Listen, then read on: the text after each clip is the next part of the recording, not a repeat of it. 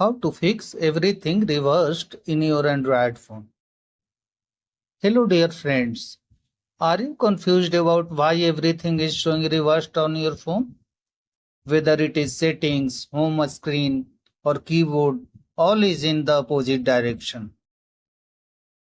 Toggles are on the left and settings text are on the right. Follow the steps. Tap on settings icon. Type RTL in the search box. From the result, tap on Force RTL layout direction. Turn off Force RTL layout direction. You can see everything is fine now. On the settings home page, everything is correct. That's all friends. Thank you for watching this video.